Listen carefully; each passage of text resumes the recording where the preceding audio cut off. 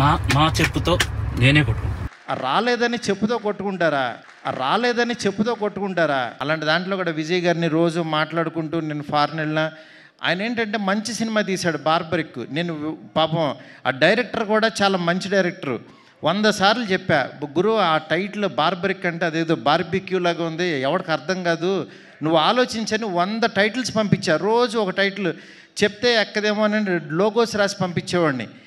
పంపించినా సరే ఆయన ఏంటంటే పాపం ఒక ట్రాన్స్లో ఉన్నాడు. ఆయన ఏంటంటే అది ఆ సినిమా గురించి ఆ కథ బార్బరిక్ అనే ఒక దేవుడని ఫీల్ అయ్యాడు. పాపం మనం ఫీల్ అవ్వటం వేరు, ఆడియన్ ఫీల్ అవ్వటం వేరు.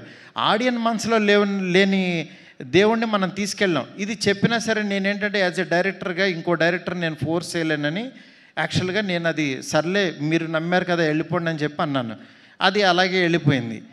చివరికి యాక్చువల్గా ఆయన మంచి సినిమా తీసి చూడలేదని చెప్పుతో కొట్టుకున్నాడు. నాకు చాలా బాధ అనిపించింది. డైరెక్టరు, కళాకారుడు 10 మందిని క్రియేట్ చేసేవాడు అలాంటి పిచ్చి పనులు చేయొద్దు దయచేసి. ఎందుకు చెప్తున్నానంటే ఆడియన్స్ని రప్పించడానికి ఎన్ని పిచ్చి మాటలు మాట్లాడుతున్నారంటే, బూతులు మాట్లాడుతున్నారు, చొక్కా తీసు తిరుగుతాను అంటున్నారు, అసలు సినిమాలే మానేస్తానంటున్నారు. అసలు ఒక సినిమా ఆడకపోతే నువ్వు ఎంత దిగజారిపోతావా? ఎంత దారుణంగా మాట్లాడతారా? అంటే ఈ సినిమా కాదు ఇంకో సినిమా ఆడుతుంది, అంతేగాని సినిమాలు మానేస్తా, నేను రాను, ఎవరిని చూడొద్దు, చొక్కా ఇప్పదీసి తిరుగుతా, బూతులు మాట్లాడతారు. ఏంటి అసలు ఇది?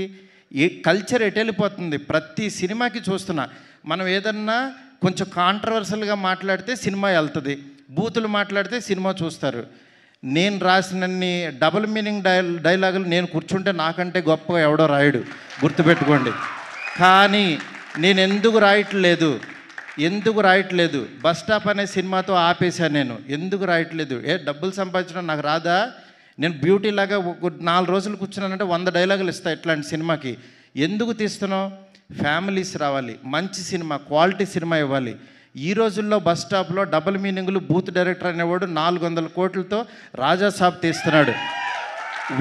వాడి ఎదుగుదల చూడండి, వాడి గ్రాఫ్ చూడండి, వాడి కెరీర్ చూడండి. నేను అది చెప్తున్నా.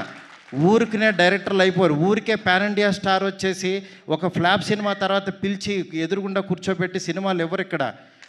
ఊరికినే సినిమాలు ఇచ్చారు అని అంటే, ప్రభాస్ వాళ్ళ మనసులో నేనున్నా, మేమిద్దరం ఎంత ప్రేమలోనో నాకు తెలుసు.